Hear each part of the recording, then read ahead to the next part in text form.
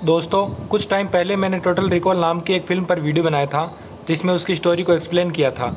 उस वीडियो पर कुछ कमेंट्स आए थे जो उसकी एंडिंग एक्सप्लेन करवाना चाहते थे।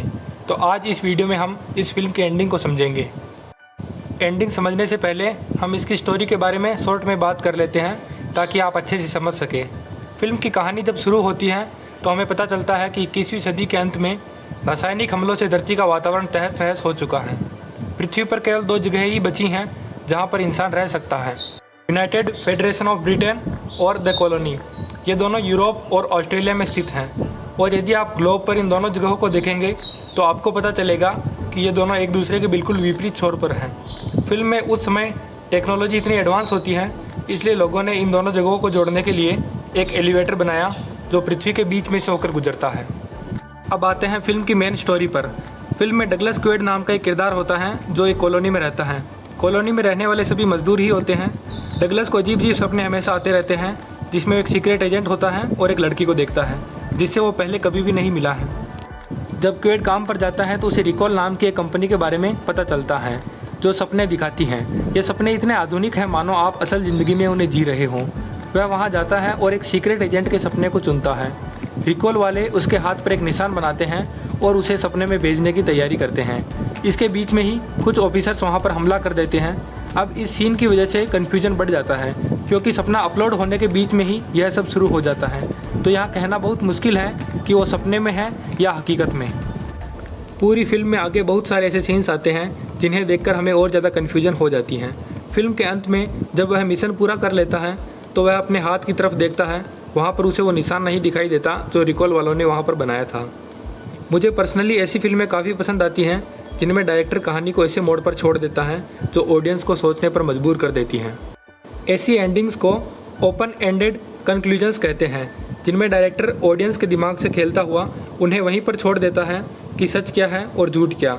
अब इसके अल्टरनेटिव कंक्लूजन्स हो सकते हैं, वह सपने में भी हो सकता है या रियलिटी में भी।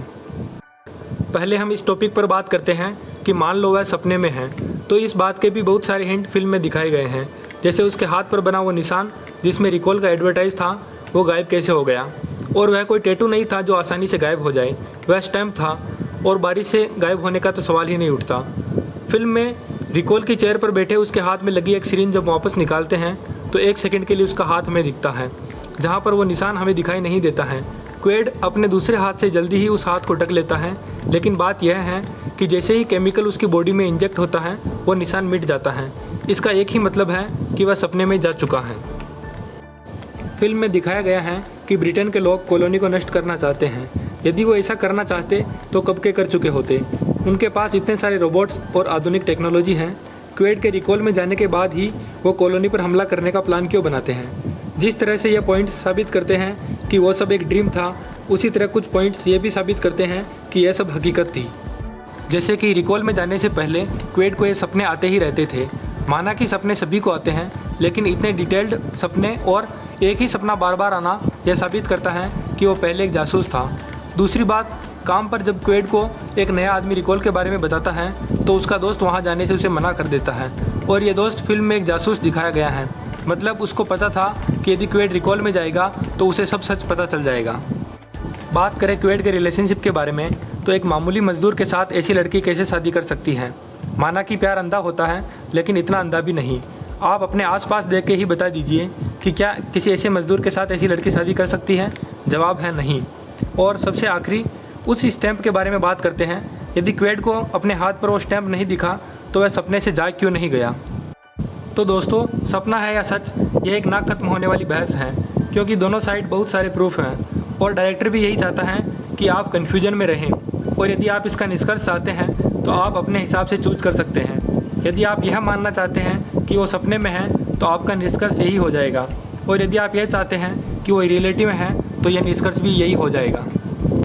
तो दोस्तों, ऐसी फिल्में सिनेमा के इतिहास में बहुत ही कम बनती हैं, और यदि आप इस तरह की और भी ज़्यादा फिल्में देखना चाहते हैं तो इस चैनल को सब्सक्राइब कर लीजिए।